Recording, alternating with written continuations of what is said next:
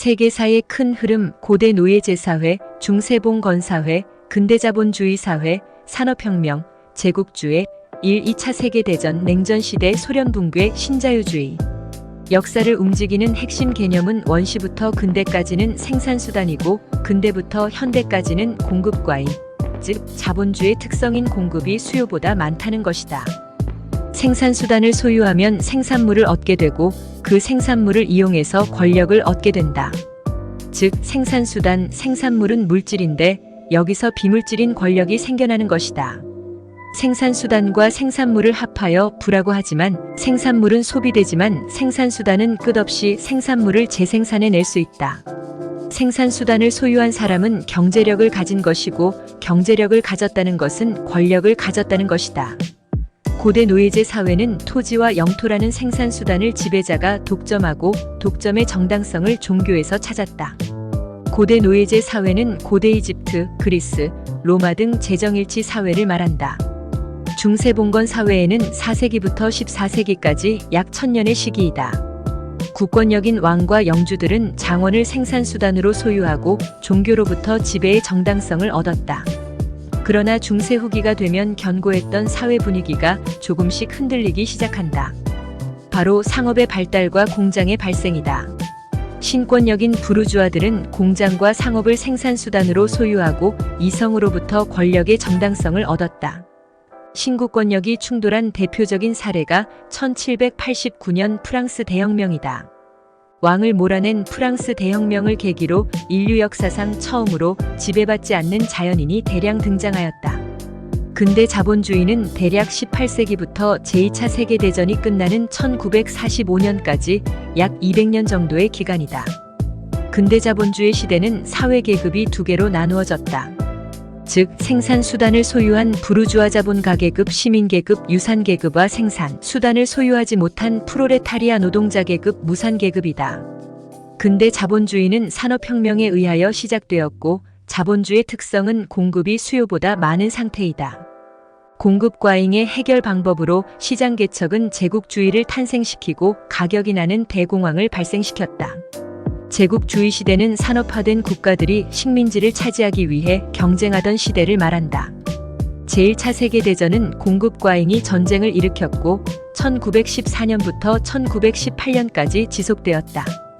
표면적 원인은 오스트리아 황태자가 세르비아 청년에게 암살당한 사건이다. 이를 계기로 오스트리아는 세르비아에, 독일은 러시아에 선전포고를 하고 러시아의 동맹국인 영국과 프랑스가 전쟁에 참가하였고 후에 미국도 참전하여 세계대전으로 확대되었다. 제1차 세계대전 근본 원인은 식민지 경쟁이고 뒤늦은 산업화와 식민지 경쟁에서 제외된 독일이 전쟁을 원했기 때문이다. 독일, 오스트리아, 이탈리아가 삼국 동맹, 영국, 프랑스, 러시아가 삼국 협상을 결성하고 영국, 프랑스는 식민지를 지키기 위해서 독일을 저지해야만 했다. 결국 독일과 오스트리아가 전쟁에서 패배하고 전후 처리를 위한 베르사유 조약으로 독일 경제는 회복할 수 없을 정도로 침체되었다. 지구상에는 더 이상 새로운 시장이 없다. 이제 수요를 늘릴 두 번째 방법은 가격을 낮추는 방법밖에 없다. 1929년 대공황은 공급 과잉으로 인한 가격 경쟁이었다. 대공황의 해결 방안으로 미국은 뉴딜 정책을 제시하여 자본주의를 수정했고 러시아는 공산주의로 자본주의를 폐기했고 독일은 경제위기를 극복하고자 군국화로 전쟁을 준비했다. 히틀러는 베르사유 조약에 반대하여 전쟁 배상금을 물지 않겠다고 민중을 선동했다.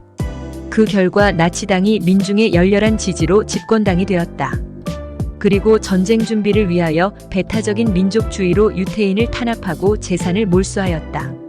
제2차 세계대전은 공급 과잉으로 인한 두 번째 세계대전으로 1939년부터 1945년까지 일어났다. 독일, 이탈리아, 일본이 추축국이 되어 전쟁을 일으켰으며 이에 대항하여 영국과 프랑스, 미국, 소련, 중국이 연합국을 형성하였다. 경제 위기를 극복하기 위하여 식민지를 얻으려는 국가와 지키려는 국가와의 싸움이 제2차 세계대전의 본질이다. 냉전 시대는 제2차 세계대전이 종식된 1945년부터 소련이 해체된 1991년까지를 말한다. 시장의 확보가 필요한 자본주의 입장에서는 자본주의와 무역을 하지 않는 공산주의 국가가 늘어나는 것은 시장의 축소를 의미한다. 또한 공산주의는 이념상 특징이 자본주의를 내적으로 붕괴시키는 특징을 가진 까닭에 자본주의가 이를 경계할 수밖에 없다. 자본주의 국가 내부에서 노동자들이 반란을 일으켜 자본가를 제거하고 그들이 스스로 생산수단을 공유하면 이것이 공산주의 혁명이다. 1991년 소련 해체 때부터 자본주의는 정부 개입을 비판하는 분위기로 흘러갔다. 정부의 시장 개입을 비판하고 자유시장을 주장하는 자본주의 체제를 신자유주의라 한다. 지금 우리가 발 딛고 있는 세계는 신자유주의라는 매우 소비적이고 시장 중심적인 인류 역사상 유례가 없는 매우 독특한 세계이다.